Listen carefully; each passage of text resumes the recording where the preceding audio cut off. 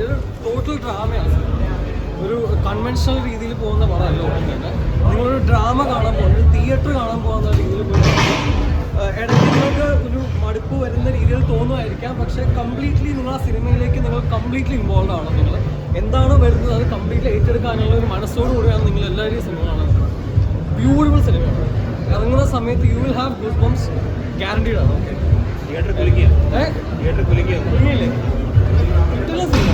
Okay, intro കുലിക്കുക.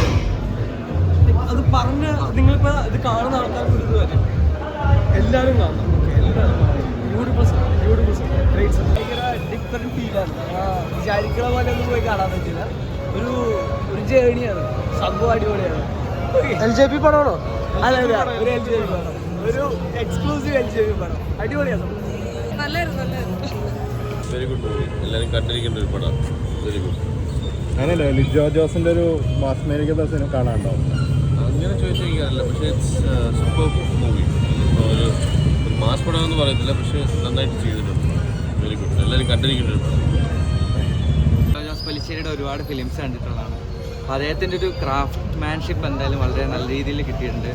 നല്ലൊരു theatre അനുഭവം തന്നെയായിരുന്നു. പിന്നെ മോഹൻലാലിനെ ലിജോ ജോസിൻ്റെ ഫ്രെയിമിലൂടെ കാണുമ്പോൾ ഒരു വ്യത്യസ്തമായ അനുഭവം. അപ്പോൾ അടിപൊളിയായിരുന്നു.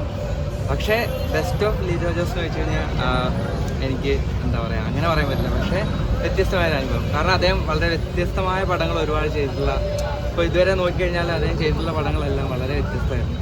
So completely different movie. Theatre കൊല്ലുമെന്നൊക്കെയാണ് തിരുപ്പാപ്പിനൊക്കെ പറഞ്ഞത്. ആ ഒരു എക്സ്പീരിയൻസ് ഉണ്ടായിരുന്നു. നല്ല തിയേറ്റർ എക്സ്പീരിയൻസ് നല്ല രീതിയിലുണ്ട്. ചില ഏരിയാസ് കൺവിൻസിങ് അല്ല തോന്നി, പക്ഷേ വളരെ ലാർജ് സ്കെയിലുള്ള പടം തന്നെയാണ്. സോ എന്താ മലയാള സിനിമയിൽ ഇതുവരെ കാണാത്ത രീതിയിലുള്ളൊരു അനുഭവം തന്നെ ഉണ്ടായിരുന്നു. മുക്കാല് കഴിഞ്ഞിട്ടുള്ള ബാക്കിയുള്ള ഒരു അരമണിക്കൂർ ഒരു LJP സ്റ്റൈൽ അങ്ങനെയാണ് പടം വരുന്നത്. ഹരീഷ് പരടി അടിപൊളിയായിട്ടുണ്ട്. ഇവിടുത്തെ ടെക്നിക്കൽ ബേസിൽ പടം കാണാൻ വേണ്ടി അടിപൊളിയായിട്ടുണ്ട്. ഓരോ ഫ്രെയിം നമുക്കൊരു ഫ്രെയിം ഒരു വാൾപേപ്പർ പോലെ ചെയ്താൽ അതുപോലത്തെ ഫ്രെയിമാണ് ചെയ്തത്. ഗുഡ്ഗറായിട്ടുണ്ട്. പിന്നെ ടെക്നിക്കലി BGM അറ്റ്മോസ് തന്നെ കാണണം. ടെക്നിക്കലി പടം അങ്ങനെ കാണാൻ ഇഷ്ടപ്പെട്ടവരെ തീർച്ചയായിട്ടും വന്ന് കാത്തിരിക്കേണ്ട സിനിമ.